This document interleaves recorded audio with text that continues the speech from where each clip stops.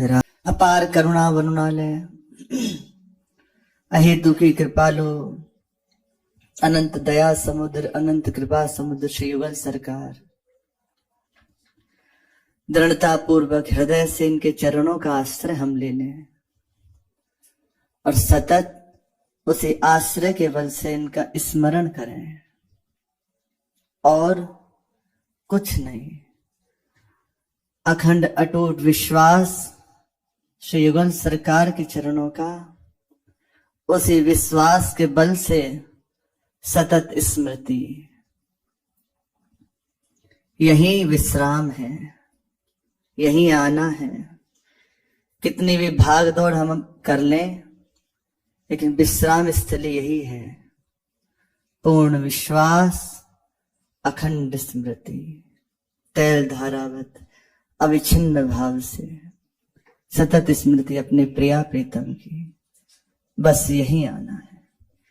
इसी के लिए अपने जन अपनी दिनचर्या को विभाजित करते हैं।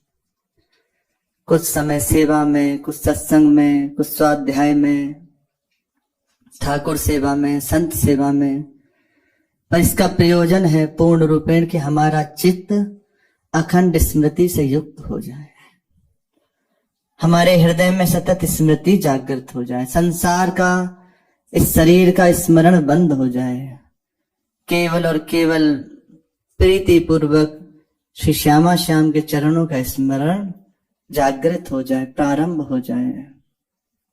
यही करना है। हम जो प्रभु की लीलाएं सुनते हैं, लीलाओं को पढ़ते हैं, गायन करते हैं, उनका प्रभाव हमारे हृदय में जागृत होना चाहिए। बैठे हुए बिना प्रयास के हमारे हृदय में वो स्मृति बननी चाहिए। बड़ी बड़ी मनोहारिणी प्रभु की लीलाएं हैं, जिनसे अगर सुना जाए तो सहज में ही चित्त बिना प्रयास के प्रभु के चरणों का स्मरण करने लग जाता है, विश्वास करने लग जाता है।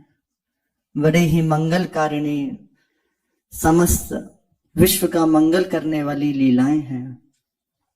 प्रसंग चल रहा है, श्री ठाकुर जी महाराज ब्रज में समस्त प्रेमी जनों को सुख पहुंचा रहे हैं। सबको जो जैसे चाहता है वैसे उसको दुलार करते हैं। कोई भावना करता है कि मेरे यहाँ चोरी चोरी आए तो चोरी चोरी जाते हैं, कोई भावना करता है मेरे सामने नृत्य करें तो नृत्य करते हैं। ये प्रेम की डोरी में बंधे हुए नंद नंदन जो जैसे चाहता है वैसे इन्हें नचाता है और वैसे ही नाचते हैं, बड़े सुखी होते हैं, बड़े प्रसन्न होते हैं। कोई यदि वैर भी करता है तो बैर भी उससे करते हैं। यदि तुझे वैर करके प्रसन्नता मिलती है तो बैर कर ले। किया ना, कंस को बैर के द्वारा ही परम पद दे दिया,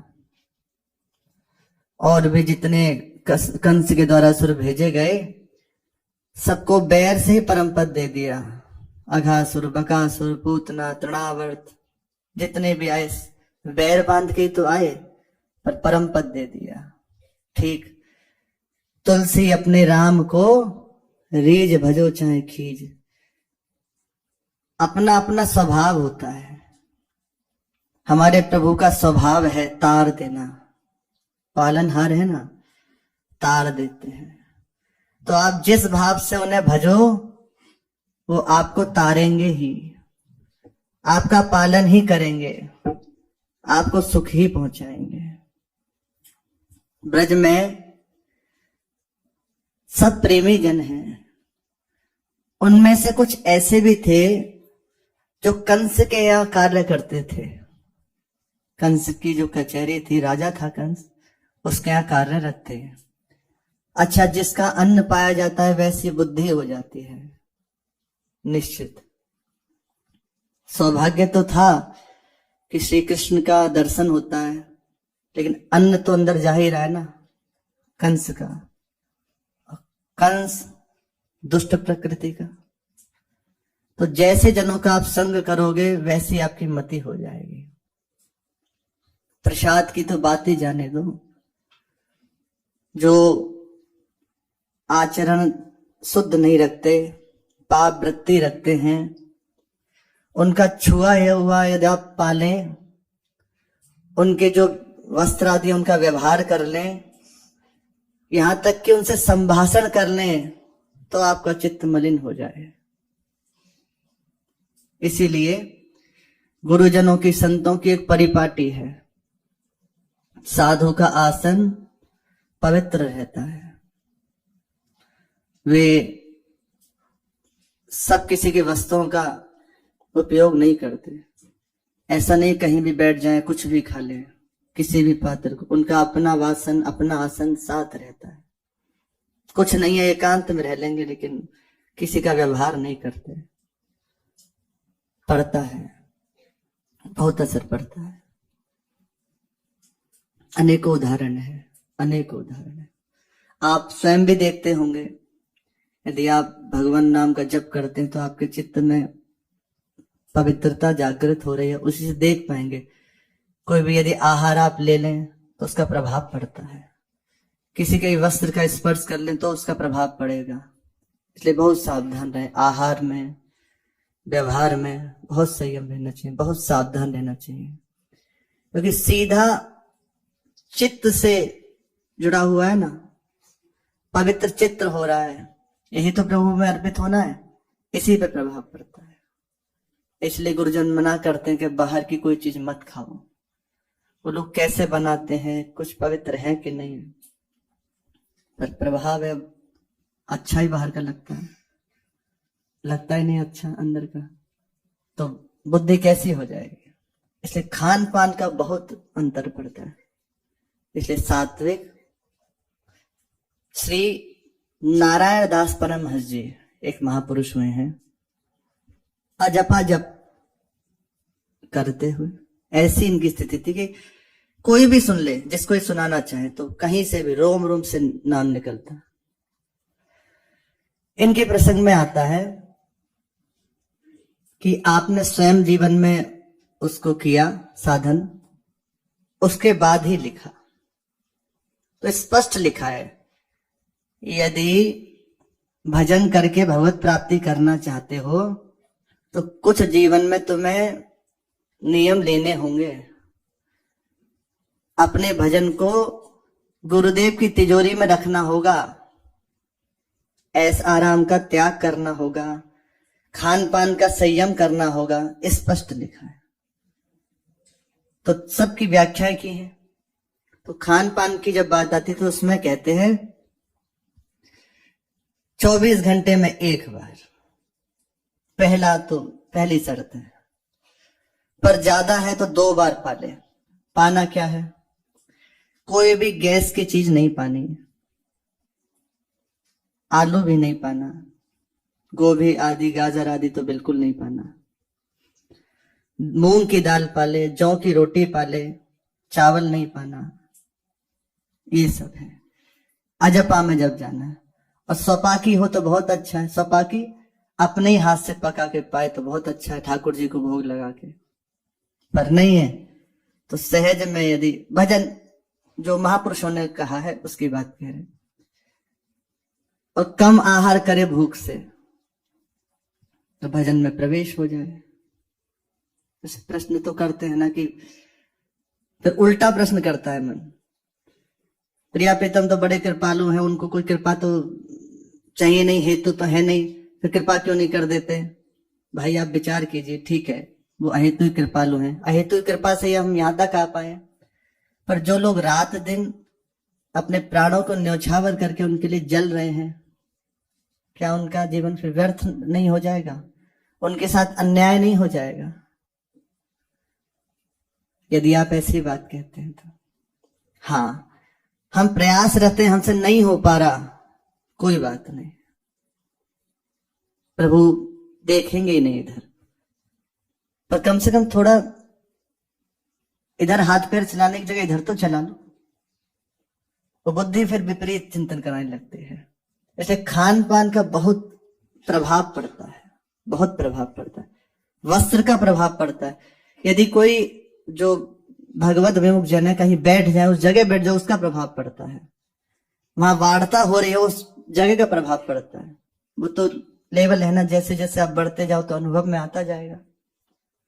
महापुरुषों का जीवन ऐसे होता है, नेत्रों की पुतली, एक कण पड़ जाए तो कैसा लगेगा, छरछरा जाएंगे। और जो दो चार माला के ठीक है काम चल रहा है, तो उनका जीवन ऐसा होता है, पीठ पे कितने भी रस डाल दो पता चलता है, ऐसा होता है। महापुरुषों का जीवन इतना सरल सहज हो जाता है, इतना सुकुमार हो जाता है कि थोड़ा भी यदि कुछ कण आ जाए तो विकल हो जाते हैं, और वही जो निश्चिंत होके लगे ही हैं गलती करने में, उन्हें कोई फर्क नहीं पड़ता। इससे बहुत प्रभाव होता है। साधन में संयम आवश्यक है साधना के लिए। हम इसको इसलिए नहीं कहते कि आप इससे भगवत प्राप्ति करोगे, नहीं, जीवन को जीने के लिए, पवित्र जीवन जी लें। इसलिए भगवत प्राप्ति तो गुरु कृपा से, आचार्य कृपा से होगी। उस कृपा की पात्रता जागृत तो हो जाए, वो ऐसे होगी। भीष्म पितामह जैसे महापुरुष जो अवतारी हैं, उनके जीवन में भी जो प्रकट लीला में देखने में आया, अन्न का दोष जागृत हो गया बुद्धि में। तो जिस समय श्री द्रौपदी जी के संग अन्याय हुआ तो धर्म पूर्वक बात नहीं कह पाए। वहीं जब अर्जुन के बाणों से उनके शरीर से रक्त स्रवित हुआ और द्रौपदी जी ने पूछा कि इस समय तो आप धर्म की वार्ता कर रहे हैं युधिष्ठिर के प्रश्न पूछने पर, उस समय धर्म कहां गया था जिस समय मुझे निर्वस्त्र किया जा रहा था? बोले तुम ठीक कहती हो।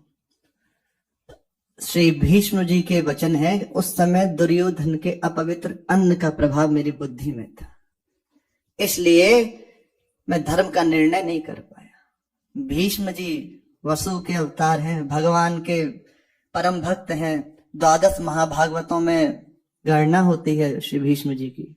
वे भीष्म जी कह रहे हैं खान पान का बहुत बहुत प्रभाव होता है, बहुत प्रभाव होता है। भजन करते रहे तो समझ में आने लगेगा। तो ये भी कुछ ऐसे जन थे ब्रज में भी जो कंस के यहाँ सेवक थे, और कंस श्री ठाकुर जी से तो द्रोही करता था। उसकी दृष्टि में था कि मेरा काल है। उसी के यहाँ एक गोवर्धन नाम का सेवक सेवा करता था, तो उसका अन्न, उसकी भी बुद्धि विपरीत। पर उसकी जो पत्नी थी वे श्री कृष्ण अनुरागिनी थी, बहुत अनुरागिनी थी। एक बार श्री ठाकुर जी की याद में बैठी हुई कि अब कैसे जाके मिलो। उसी समय एक सखी आती है कि चलो यमुना तट पे चलते हैं, एक साथ दोनों कार्य हो जाएंगे, श्री कृष्ण का भी दर्शन हो जाएगा और जल भी भर लाएंगे। तो सखी ने, मानवती ने कहा कि मैं अपनी सास से पूछूं तभी जाऊंगी। वे पूछने जाती है, वो डांट देती है, मुझे पता है तू क्यों जा रही है, चल अंदर बैठ जा, खूब पानी भरा है, कोई जरूरत नहीं है। मना कर देती, बार बार मनाती लेकिन नहीं मानती। जाके फिर जो अपनी सखी थी उससे मना कर दी कि तुम ही चले जाओ, तुम्हें उनकी सेवा करके उनसे विनय कर लेना कि मुझे यहीं आके दर्शन दे दे, मैं वहां तक पहुंच पाऊं ऐसे मेरे भाग्य नहीं है। बस ठीक है, वो सखी जाती है, श्याम सुंदर से मिलती है और मानवती की, इसी गोवर्धन गोप की पत्नी की पूरी बात बताती है। आप ही चले जाओ, उसकी सास ने उसे आने नहीं दिया। श्री ठाकुर जी परम करुणा में विकल हृदय आर्त भाव से जहां पहुंच गए, और उसके जो घर था प्रथम द्वार से ही गए, उसको सिखा दिया। वो सिखा के गया था गोवर्धन को कि देख वो आ ना जाए, सावधान रहियो। इधर पीछे से श्री ठाकुर जी आ गए। तो मैया ने कही कि लाला तू तो कचहरी गए हो, इतनी जल्दी कैसे आ गए हो? मैया मैंने सुनी है वो नंद को जो छोरा है बहुत छलिया है, आज मैंने सुनी है कि वो कपट वेश धारण करके आएगा और सब माखन दूध दही खा जाएगा। जाए लिए जल्दी आ गए हो। अच्छा, और सुन, मैं जा रहा हूं अटारी पे, माथा दुख रहा है। और ये कोई और नहीं, श्री ठाकुर जी थे। बोले ठीक है लाला तू जा, बहुरिया ये बुलवा लियो, माथा दबा देगी। गए, उसको निहाल ही करने गए थे बस। अब संध्या हो गई, प्रभु ने उसको खूब दुलार किया, उसकी सेवा स्वीकार की, अपने कर कमल से उसने माखन पवाया। जो भी प्रेम, ये माखन कुछ और नहीं है, काढ़ा हुआ प्रेम है।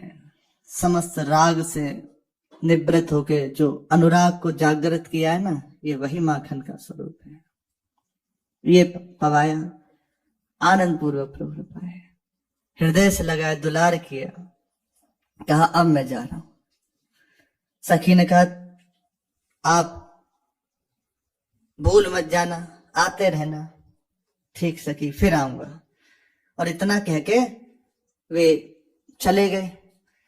संध्या हो गई। मैया को तो ये पता है कि हमारा लाला ऊपर सो रहा है। संध्या के समय अब गोवर्धन जो गोप था वे आया, आके दरवाजा खोलने की कही। और मैया ने पूरी तैयारी कर ली, लठ लेके और कुछ कंकड़ पत्थर लग के बैठी हैं। आएगो तो खोपड़ी फोड़ूंगी, बाकी बस आ जाए, बहुत नाक में दम कर रखी है। समय पाए घर धनी सिधार्यो, गाड़े देखी किवार, कयो पुकार किवार खोल मां, ठाड़ो में अपने ही द्वार। आके वो गोवर्धन को बोला, मैया किवार खोल। बार बार आवाज देने लगा, मैया किवार खोल, किवार खोल। अब मैया तो नेत्रों से कम दिखाई देता है और कम कानों से कम सुनते। अरे कौन है रे मैया वारो, कहा हल्ला मचा रहा, कौन है? अरे मैं तेरा छोरा हूं गोवर्धन, किवाड़ तो खोल। अंधेरा हो चुका था, वैसे ही कम दिखाई देता है, तब और न दिखाई दे। अरे समझ गई, मेरा छोरा तो ऊपर सो रहा है और बता के गए हो कि भेष बदल के आएगो, और फंस असली वाले गए।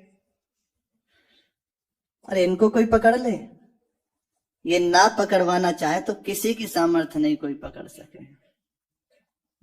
समझ गई, जे नंद को लाला गोवर्धन गोप को रूप धर के आयो है, जान गई। मैं हूं आज गोवर्धन गोप की मैया हूं, गंवार ना हूं, आज तो मैं छोड़ूंगी ना। और हाथ में लठ लिए बजाती हुई बोली, चलो जा, नहीं तो नहीं ईंट पत्थर रखे अभी, बस समझ ले। फिर होली खेलना है तो बता, फिर टांगन ने तोड़ दूंगी, भाग जा यहाँ से। अब गोवर्धन गोप बोला, मैया बावरी है गई है क्या, हम ही ना पहचान नहीं, हम कह रहे बाकी छोरा है असली है, तो न मान रही। ओ मैया भीतर ही है कहा कि पधार गई, पता ना आज चोना किवाड़ खोल रही। किवाड़ तो खोल, कब अला बला बकरी है। फिर मैया बोली, चलो जा, सब समझ रही हूं, जाएगो ना, इन किवाड़ों को उखाड़ के ले जाएगो का, बार बार इन्हें हिला रहा है। गोवर्धन बोला, मैया खोल तो सही। बोले तू मानेगो ना, बिना पिटे तो चैन ना पड़ेगी। तो देख मुझे रिस आ रही है, गुस्सा आ रहा है, मान जा, अभी कह रही हूं, पहले ही सावधान कर रही हूं। पूत कहे कोई भूत लगो है, मति भोरी कोई अंत काल। मैया समझ में आ रही है, तेरे ऊपर भूत चढ़ गया है, मोये ना पहचान रही। बोले सब पहचान गई, मोहे कोई भूत ना लगो, भूत लगो होएगो तो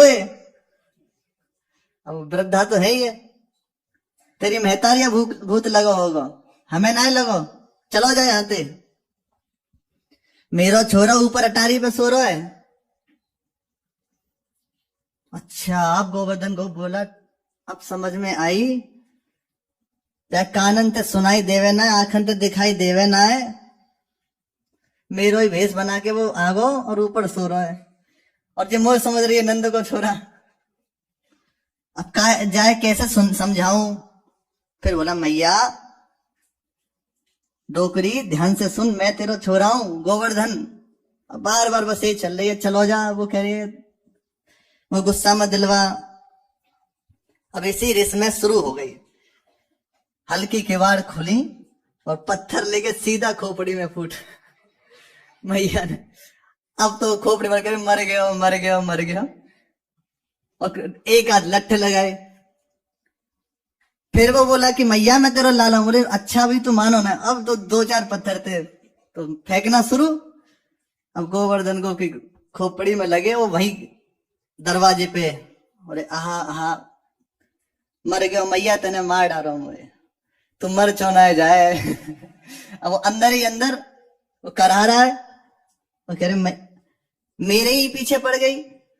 अरे असली छोरा हूं तेरा। अब यही है, सच्ची मानो, आपकी स्मृति काम कर रही है, आप किसी को अपने माने, ठाकुर जी कृपा मानो, तो एक क्षण लगती है उनको भुलाने में, सामने रहते हुए भूल जाओगे। जो लोग कहते हैं ना हमें प्रभु से मतलब नहीं, हमारे तो सब भरपूर है, उनकी इच्छा है, नहीं तो एक सेकंड नहीं लगेगी, खुद ही ईंट उठा के मारने लगोगे। बड़ी करुणा प्रभु की है, इसलिए किसी भी स्थिति में रहो, केवल कृपा है। प्रभु यदि विवेक ना दे तो अभी इसमें ईंट पत्थर बटोरने लग जाओ। कैसे हुआ? उनके द्वारा है। सर्वस्व चाम हृदय सन्नविष्टो मत स्मृति ज्ञान अपोहनम चा, भगवान के द्वारा होता है। इसलिए जो अपना बल रखते हैं कि हम कुछ हैं, कुछ नहीं है, उन्हीं के द्वारा एक सेकंड में वो मेमोरी कार्ड हटा लिया तो वो डब्बा है, कुछ काम का नहीं, वो उनके द्वारा लगा हुआ है, उन्हीं के द्वारा है। इसलिए किसी भी स्थिति में भगवान रखें, उन्हीं की कृपा बनाते रहें। बार बार बस कभी लठ मारे, कभी पत्थर मारे, अब वो तो बाहर पड़ा हुआ बार बार कराता है। मानवती धर से देख अंदर, वो तो डूबी हुई है श्याम सुंदर के अनुराग में, उसे होश ही नहीं है। बार बार उसे लग रहा है श्याम सुंदर मेरे पास ही है, अटारी पे उसे लग रहा है बस श्याम सुंदर मेरे पास है। सारी रेन दुख पायो भोर भई, माए के वार उघारी। बस पूरी रात हो गई बारिश में भीगता हुआ और दरवाजे के बाहर ही पड़ा रहा। अब मैया ने देखी कि देख तो लूं कि सांस है कि ना है कि बधार गयो। यह है अन्न का दोष बुद्धि में। देख तो लूं है कि चल बसो। जैसे तैसे दरवाजा खोला और बोले, अरे कौन है? अभी है सांस कितना है? अब वो अंदर से कह रहे हैं मर गयो रे मर गयो। गोवर्धन को पैसे चिल्ला रहा है, टुकरिया तेरा सत्यानाश है जाए, तेने मार दियो। अच्छा अभी आवाज आ रही है, अभी सांस चल रही है, वो अभी भी ना पहचाने। अरे सुबह है गई, देख जमुना जी छोड़वे ना जाऊंगी तो काऊ तो फेंकवाए दूंगी। अब बार बार अब नेत्रों से दिखाई तो दे नहीं रहा ठीक साफ। जब तक नेत्र है ना प्रभु को देख लो, बाद में ये हो जाए कुछ देखने लायक नहीं रहेंगे कि देखो भगवान कितने करुणा में है। आज वाणी दिए, उनका नाम कीर्तन ना करके हम प्रपंच की चर्चा करते हैं। कान दिए हैं उनका यश सुनने के लिए, उसको ना सुन के हम प्रपंच सुनते हैं। सोचो आज इस जगह होते तो इस बात से प्रभु को दोष दे रहे होते कि भगवान ने हमारे संग अन्याय किया है, हम बोल नहीं सकते, कह नहीं सकते, सुन नहीं सकते। आज सौभाग्य अपने जनों का है, हम महापुरुषों की बात को सुन सकते हैं, प्रभु के यश को गायन कर सकते हैं, नेत्रों से देख सकते हैं, उनको रिझा सकते हैं। ये दुर्लभ चीज है। यदि नेत्र रहते प्रभु को दर्शनों की लालसा जागृत नहीं हुई तो जीवन व्यर्थ चला गया। नेत्र रहते प्रभु को नहीं देखा तो सब व्यर्थ चला गया। जीव है प्रभु का गुणगान नहीं हुआ तो व्यर्थ हो गए। जीव सुदादुर जीव समाना, जो ना करहे राम गुणगाना। वे नेत्र बेकार हैं, उनसे अच्छे तो मोर पंख में नेत्र होता है ना, वो अच्छा है। मनुष्य को नेत्र मिले और प्रभु का दर्शन ना होगा। शरीर मिला ठाकुर जी की जनों की सेवा नहीं हुई। ये सौभाग्य हर समय कृपा मनाने चाहिए। भगवान ने स्वस्थ शरीर दिया, अपनी सेवा का सौभाग्य दिया, हम कोसते रहते हैं क्या दे दिया क्या दे दिया। विचार करना चाहिए। कभी प्रभु को हम कृपा मनाते हैं, नाथ इतनी करुणा आपकी है, इतनी कृपा आपने की है, तो कभी नहीं। अब देखो ताने और मारते रहते हैं, भगवान ने ये कर दिया, भगवान ने ये कर दिया। अब विचार थोड़ा उससे चित्त जोड़ के देखो, उसके जीवन से उसकी क्या दशा है। वो बोल नहीं सकती है, वो सुन नहीं सकती है, लेकिन फिर भी भगवान उसका निर्वाह कर रहे हैं, चला रहे हैं। इसलिए हर समय प्रभु कृपा मनाते रहे। अब नेत्र हैं पर नहीं देख पा रहे। बार बार वो समझा रहा है तुम्हारा कि मैं गोवर्धन गोप हूं, तेरो ही लाला हूं और तेने मेरो ही सर फोड़ दियो। थोड़ी देर बाद भाई समझ में आई मैया है कि अरे ये तो हमारा ही छोरा है। जैसे पकड़ के देखा, दो चार जब उसकी आवाज सुनी तो समझ में आई। फिर कहने लगा कि देख कितनी तेने मार दी, खून निकल रहे हैं। अरे लाला तू तेरे लगी कैसे, ऊपर से गिर पड़ोगा तू? बोले ऊपर से ना गिर पड़ो, तेने पत्थरन से फोड़ दियो खोपड़ो हमारा।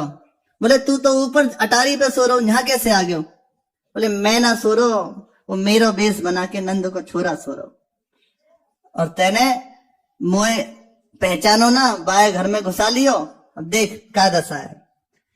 अब वो सर पीटे, वो कहने लगा सारी हड्डी टूट गई हमारी। बोले चिंता मत कर, लकड़ी की लगवा देंगे, तेरा सत्यानाश जाएगा, डोकरी सब तोड़ दियो तेने मुए। देख बता तो सही, कहीं ज्यादा तो ना लगे। हटा, हाथ मत लगा मुंह से।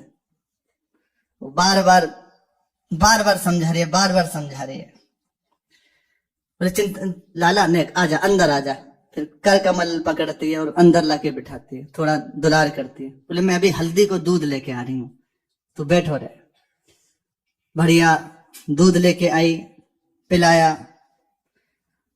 अब अभी खत्म नहीं हुआ दोस्त, ठाकुर जी ने कभी और व्यवस्था करेंगे। अब बोला मैया मां नंद के चक्कर में तेने मुझे बहुत मारो है। अब नंद के को कैसे सबक सिखाए तू बता। हम तो पिट लिए रात भर, अब बाय तो छोड़ेंगे नहीं, कोई उपाय बता। फिर बोला एक उपाय मेरे अंदर आ रहा है। दोनों मिलके वह पकड़ ले में और धर रहे हैं। तू बात छोड़ा, बुलवा ले काऊ से, मंगवा ले, काऊ सखी को भेज और वहां से बुलवा ले। भैया बोली नंद के छोरा मांग लू? बोले मांग मत ला, डोकरी का वो छोरा का वो भेज दे, को बुला ले। ठीक है भाई, दोनों मिलके पीटेंगे। बोले ठीक है लाला, तेरी बात सही है। और सुन, अब यहां देखो प्रभु प्रभु है, पीछे की कोठरी है दक्षिण में, वहां मैं बैठ जाऊंगा। बंद है के किवाड़ मत लगाइयो, बस बात तो चली किवाड़ ही लगा दे। और ये जो उत्तर की कोठरी है ना, या में तू खाली मटकी धर दे, माखन मिश्री मत धरियो। और बा में ध्यान रखियो वो जो मटकी है खाली होनी चाहिए, कछु धरियो मत। और सखी भेज के भाई बुलवा ले, बासे कहलवा दियो कि गोवर्धन गोप की जो नारी है वे तुमसे मिलने चाहे, दूध बढ़िया माखन वो तुम्हें पवाएगी, चलो। और जैसे ही जा कोठरी में घुसेंगे तू बाहर से झट किवाड़ लगा दियो। और फिर वह बढ़िया से हम सबक सिखाएंगे। योजना तैयार हो गई। मैया बोली चिंता मत कर, बिल्कुल ऐसे ही होगा जैसे ने बताया हुआ है, ऐसा ही होगा। पूरी योजना दोनों ने तैयार कर ली। उसी समय एक गुणवती नाम की सखी आती है। वो कहती है मैया पाए लागू। बोले सखी तू अच्छी आई, खुश रहे, और आशीर्वाद दे रही है। सुन एक काम करेगी तू मेरा? हाँ बोल मैया। वो जो नंद के लाला है तो उन्हें बुलाए ला, बहुत दिन है गए उनको देखे बिना, न उनको प्यार करूंगी न बुलाए ला उन्हें, अपने हाथों से माखन मिश्री पवाऊंगी। बड़ा मन कर रहा उन्हें देख लूं जी भर के। अरे कैसे भी तुम देख तो लो, कैसे देख लो, प्रेम से देख लो, वैर से देख लो। माखन मिश्री खवाऊंगी, पूजा करूंगी, बाकी तिलक करूंगी, आरती उतारूंगी बाकी। और वो आरती उतारने को पहले ही तैयार है दोनों की। फूलन तेवा को स्वागत करूंगी, तू बुलाए ला बस सखी। अरे ठीक है जा रही हूं। वे सखी श्याम सुंदर के समीप गई और जाके कहा प्यारे श्याम सुंदर देखो गोवर्धन गोप की मैया ने तुम्हें बुलाया है, लेकिन तुम जइयो मत। क्यों? बोले मुझे पता है कि उन्होंने साजिश रच रखी है तुम्हारे लिए, मिलके तुम्हारा कछु अमंगल करेंगे। तो हमारा अमंगल करेंगे? हम मंगल भवन अमंगल हारी हैं, हमारा अमंगल करेंगे? सही बात है, किसकी सामर्थ्य है जो दृष्टि उठा के इनकी ओर देख सके? अरे ऐसे कैसे कछु हमारा कर देंगे? चिंता मत कर, मैं सब देख लूंगा। ये है निर्भयता, और ये हम सबके लिए प्रभु कहते हैं। मैं हूं ना, सक्र प्रपन्नाय तवास्मीति च याचते अभयम सर्वभूतेभ्यो ददात एतद् व्रतम मम। व्रत है भगवान का, जो मेरी शरण में आ गया उसको अभय प्रदान कर देता हूं। किसी की सामर्थ्य नहीं जो उसकी ओर दृष्टि उठा के देख सके, किसी की सामर्थ्य नहीं जो उनके जन की ओर देखे। प्रभु के जन के जीवन में जो कुछ होता है वो प्रभु के विधान से होता है, प्रभु की इच्छा से होता है। उसे कष्ट आ गया, वो पिट गया, उसकी अपमान हो रहा है, वो केवल प्रभु का विधान है कि प्रभु उसे उठाना चाहते हैं, प्रभु उसे अपनी प्राप्ति कराना चाहते हैं। तो जो जो बाधा के, मानो बहुत सम्मान चाहता तो अपमान करा देंगे।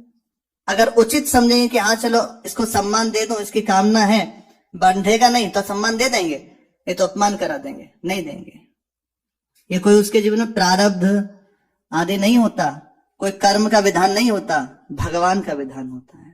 इससे शरणागत प्रसन्न रहता है, हर समय कृपा देखता है। प्रभु की इच्छा है, जैसे चाहे वैसे रखे, मैं उनका हूं। उसकी दृष्टि में कुछ और नहीं होता। उसकी दृष्टि ये नहीं होती ऐसा है तो ऐसा क्यों, ये मैंने कर्म किया, कुछ नहीं। अनुलिख्या अनंतान अपि तदव राधान मधुपते। लिखते ही नहीं, लिखते ही नहीं, आश्रित है ना, मेरा आश्रित है। उसके कर्म की कॉपी को स्वयं फाड़ के फेंक देते हैं भगवान। बस विधान बनता है उसके जीवन में भगवान का, और उसके जीवन में जो कुछ होगा भगवान के विधान से होगा। एक बड़ा सुंदर श्री भाई जी का पद है, कभी श्री जी की इच्छा होगी तो उसका चर्चा करेंगे। उसमें तो बड़ी विलक्षण बात कृपा की लिखी है, पचे नहीं ऐसी बात लिखी है, समझ ही ना आए।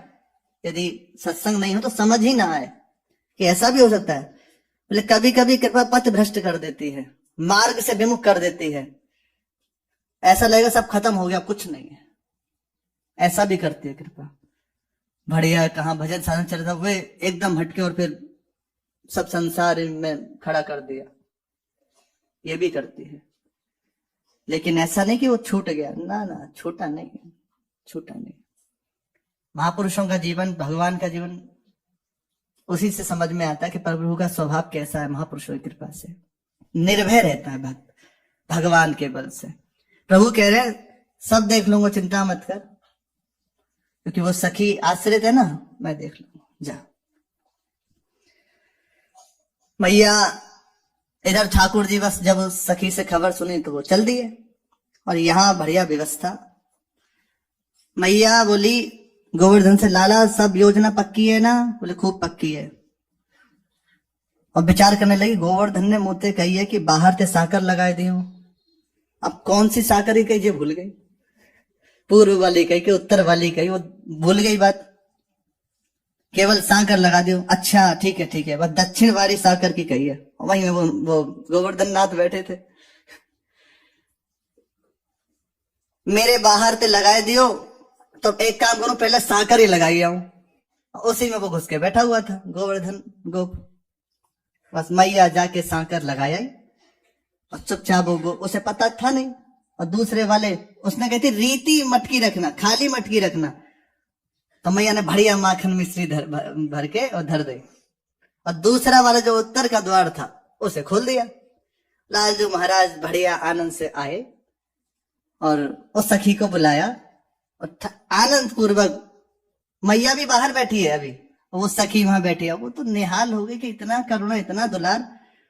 साकर बंद करी जहां बैठो बाको बेटा, लीला करन आए गिरधारी।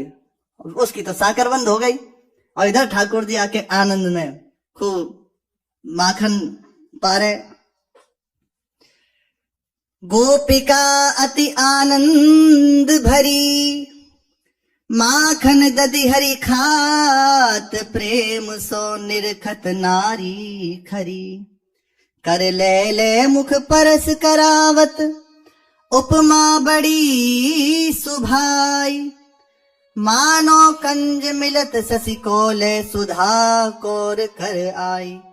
जा कारण शिव ध्यान लगावत, शेष सहस मुख गावत। सोई सूर प्रगट ब्रज भीतर, राधा मने चुरावत। गोपिका अति आनंद भरी, अत्यंत आनंद भरी, अपने कर कमल से श्री लालजू महाराज को दुलार कर रही, अब माखन मिश्री पवा रही है। इतने में नहीं माने, अब बढ़िया नृत्य करना प्रारंभ कर दिया। खूब आनंद से नृत्य करने लगे। अब सखी भी नाचे, वे भी नाचे। मैया विचार कर रही है नाचने की आवाज कहां से आ रही है। गोप भी सोचा कि लगता है वो आ गया। अब उसने जो ही किवाड़ खोली तो सांकर लगी। अब प्रयास तो कर रहा है कि मैं बाहर जाऊं, बार बार खोल रहा है। और जैसे जैसे देर हुई तो मच्छर बढ़ते जा रहे हैं, वो मच्छर काटना शुरू कर दी। अब वो चिल्ला रहे हैं, अरे मैया किवाड़ तो खोल दे। और वहां ठाकुर जी आनंद में नृत्य कर रहे हैं। उसकी ध्वनि वहां तक नहीं, उनकी ध्वनि वहां तक नहीं, दोनों में आपस में कोई संपर्क नहीं। वो भी सुनाई, वो भी, उसको भी लग रहा कि हो सकता है मेरा लाला होगा, नाचर होगा, नाचन दो थोड़ा आनंद से, बाद में पीटेंगे भाई मिलके। उसकी भी मति काम नहीं कर रही। बस खूब आनंद किया ठाकुर जी ने। उसके बाद माखन मिश्री पाया और उसी दरवाजे से निकल गए। अब वो मैया सोची कि चलू मैं देख तो लूं। जब जाके देखा तो माखन मिश्री खत्म, वो मटकी खाली। और उठ के वहां किवाड़ जब खोली, अब वो फिर गोप मतलब अब गुस्सा हो गया।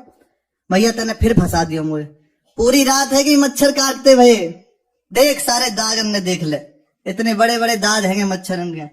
और वे तो से कही जी किवाड़ बंद मत करियो, वो वारी बंद कर दियो, तेने जे वारी बंद कर दी। बोले लाला मैं क्या करूंगा, समझ ना रही जी है कारो है। पहले बाकिले से व्यवस्था करी तो तू पिटो, अब व्यवस्था करी तब तू फंसो, क्या है रो है। फिर मैया ने विचार किया कि लाला मैं एक बात कहूं तो से कि बता कि ये जो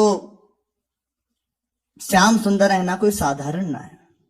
अब तक तो जो कछु भई सो भई, लेकिन मैं तो सही बताऊं, गर्गाचार्य जी ने कही है। और जब गर्गाचार्य जी जन्म के समय जब आए तो उन्होंने जो कही, मैंने वो बात सुनी है, वो बता रही हूं। तो है एक बात मुझे याद आ रही है, वो सुन ले कि ये जो नंद जी को लाला है ना, नंद यशोदा जी को,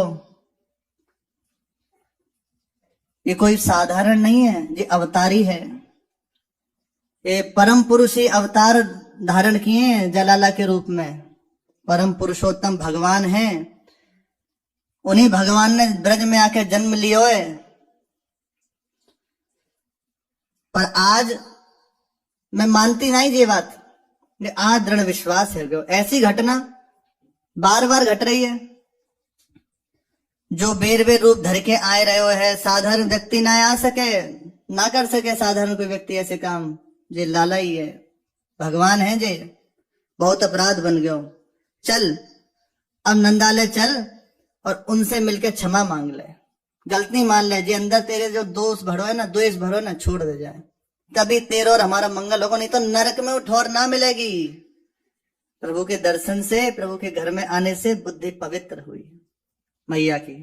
चल अब गोवर्धन बोला तू जा, मैं ना जाऊंगा, मैं जब तक भाई पीठ ना लूंगा तब तक मानूंगा ना है। मैया बोली तू क्षमा ना मांगेगो, फिर वो दिख रही है, तू फिर पिटेगो, पहले ही मान जा, तेरे लक्षण दिख रहे हैं मोए, राजी से ही मान जा कि पिट के ही मानेगो। देख बहुत दयालु प्रभु हरि अवतारी, क्षमा करावन चली महतारी। कैसे जा रही है क्षमा कराने? सीधे नहीं, मानवती को संग में लीन हो, भक्त के चरणों के आश्रित हो जाओ तो कोटि विप्र बद लागे जाही, आए शरण तजु नहीं ताई। क्षिप्रम भवति धर्मात्मा सस्व शांति निगच्छति। भगवान के वचन है, मेरा आश्रय लेके, और आश्रय होता संतों की कृपा से ही है, उनके प्रेमी जनों की कृपा से ही है, भगवान सब क्षमा कर देते हैं। जब उसने देखा कि अब कोई उपाय नहीं है, गोवर्धन गोप का भी चित्त परिवर्तित हो गया। मैया बोली चल लाला, मैं चल रही हूं तेरे साथ, वो बहुत दयालु हैं, क्षमा कर देंगे, और ऐसे नहीं जाएंगे कि मानवती को संग में लेके चले, जो उनते प्यार करे ना, बस जाकी लाजते हम बच जाएंगे, चल लेके। और मैया अब बड़े प्रेम से बोले मानवती चल बेटी, नंद जी के यहाँ चलते हैं, दर्शन कराएंगे, और हमसे जो अपराध बन गए उनको क्षमा मांग लेंगे। सीधे मानवती तो प्रभु की करुणा कृपा देखकर निहाल होती जा रही है। उसके जीवन में जो कांटा था बार बार रोकने का, वो हट गया। अब प्रभु की करुणा हुई और लेके सीधी मानो सरिता की तरह, जैसे सरिता समुद्र से मिलती, तो ऐसे तीव्रता से बढ़ती चली जा रही है। ठाकुर जी के समीप पहुंची, लालजू महाराज बोले मैया प्रणाम, राम राम मैया। अरे अरे अरे राम राम लाला, कैसे हो, ठीक हो, तुम्हें कछु भयो तो ना है? अरे खूब कृपा है आपकी, महाराज महाराज हैं। और फिर ऐसे दृष्टि से देखा, अरे खड़ो है, चल प्रणाम कर। तो तुरंत गोवर्धन गोप चरणों में झुका और बोला हमसे बड़ी भूल हुई है, आपको साधारण बालक समझो, आप कृपा करके हमारे अपराधन को क्षमा कर दो और हमारी मैया की बुद्धि ठीक कर दो। लेके वही आई, बोली मैया की बुद्धि ठीक कर दो, जाने मुझे खूब पीटो है। ठाकुर जी बोले भैया मैं तुझसे बहुत प्रसन्न हूं, रिस है ही नहीं। यदि प्रभु कहीं रिस करते हुए तो केवल सुधार के लिए, है ही नहीं तो प्रभु में देख, मैं तो से बहुत प्रेम करता हूं, तो आज जो मांगेगा तो दे दूंगा, बता तो कहां चाहिए, सच्ची जो मांगूंगा दे दोगे? ले तू मांग, कहा चाहिए तो? अरे सर्वेश्वर है, प्रभु के लिए कुछ वो है क्या? पर यहां चूक हो गई उससे, मांग ले क्या चाहिए। बोले लाला आपकी वजह से बहुत मार खाई है, अब एक काम करो, आपकी तरफ पूजा हो हमारी। बोले कौन सी पूजा करवानी है? बोले एक पूजा है, दूसरी बारी जैसी आपकी पूजा होए। बोले ठीक है, जैसे पूरा ब्रज आपको पूजे वैसे मोए पूजे, ऐसा कर दो। ठीक है, सब ब्रजवासी आपकी पूजा करें, ऐसे मेरी ब्रज में पूजा होनी चाहिए। अब कछु तो लाभ है ना चाहिए, इतनी मार खाई है तो। बोले ठीक है जा। दीपावली के बाद गोवर्धन मनाया जाएगा, और जो गोवर्धन पूजन होता है वो इसी के नाम से हुआ, प्रभु के आशीर्वाद से। गैया के गोबर से वे गोवर्धन बनाया जाएगा और उसी के निमित्त तेरी पूजा होगी। हम आशीर्वाद दे रहे। जा। मैया बोली लाला तेने कहाँ मांग लियो? गोवर्धन बोला मैंने मांगो कि ब्रज में जैसे इनकी पूजा हो वैसे मेरी पूजा हो। बोले मूर्ख है तू, क्या मांग लियो तेने? और सही बात है, क्या मांग लियो तेने? अरे इनसे इनको ना मांग के क्या मांग लिया? पूजा तो करानी तो मुझे बता दे तो रोज तेरी डंडा से पूजा कर देती। अलग से तो आशीर्वाद लेने की क्या जरूरत है? जाली तो यहाँ लाई। अरे चूक गए हो। इनने कही कि दीपावली के बाद गैया के गोबर से जो गोवर्धन बनेंगे ना, बाई में तेरी पूजा होगी। बोले हे भगवान, बनो भी तो क्या बनो, गोबर बनो जे। यही है। अब देखो, यही यदि अपनी सखी का ही संग करता तो बुद्धि मांगती नहीं। इतना होता लाला तुम बताओ तुम्हें क्या चाहिए, तुम सुखी रहो, नेत्रों के सामने रहो, कुछ नहीं चाहिए। मैया तू रहन दे, बस रहन कर दे, तू ही रहन दे। अरे इनकी चरणन की प्रीति से बढ़ के कुछ और है क्या? मैया कह रही है देख, सौभाग्य मानवती के जो इनसे अनुराग करे, सदैव इनके साथ रहेगी। और लाला तुम यदि प्रसन्न हो तो मुझे जय दे दो कि आपके चरणों का अनुराग मेरे हृदय में जागृत हो जाए, आपसे प्रेम हो जाए। जैसे तुम्हारी मैया तुम्हें दुलार करे ऐसे मैं तुम्हें प्यार करूं। बस यही मुझे दे दो, और मुझे कुछ नहीं चाहिए। आपकी ये शोभा यही नेत्रों से देखती रहूं। ऐसो गोपाल रखी तन मन धनवारों, नव किशोर मधुर मूर्ति शोभा उर्धारो। अरुण तरुण कमल नैन मुरली कर राजे, ब्रज जन मन हरन वेणु मधुर मधुर बाजे। ललित वर त्रिभंग सूतनु बनमाला सोहे, अति सुदेश कुसुम पाग उपमा को है। चरण रुनित नूपुर कट किंकिनी कल कूजे, मकराकृत कुंडल छवि सूर कौन पूजे। ये शोभा मुझे दे दो मेरे नेत्रों में बस, और यही जीवन की सार्थकता है। तो जो हमारे ब्रज में गिरिराज गोवर्धन की पूजा होती है ना, उसी दिन संध्या में समस्त ब्रजवासी जन गोबर से गिरिराज बनाते हैं। तो वही इसकी भी उसी में पूजा होती है, गिरिराज जी की पूजा होती है, और इस गोवर्धन गोप की भी उस दिन पूजा होती है। ठाकुर जी की कृपा से ये प्राकट्य हुआ, बुद्धि शुद्ध हुई, और मैया ने और मानवती ने प्रभु के चरणों का अनुराग मांगा। और अपने भी जन प्रभु से यही मांगते हैं कि नेत्रों के सामने ही रहो आप युगल सरकार, और कुछ नहीं चाहिए। हाँ बलि जाऊं नागरी श्याम, ऐसे ही रंग करो निशिवासर वृंदा विपिन कुटी अभिराम। हास विलास सुरत रस सिंचन पशुपति दग्ध जीवावत काम, जय श्री हित हरिवंश लोल लोचन अरि, करो न सफल सकल सुखदाम। शेष चर्चा के श्री राधा वल्लभ लाल की जय।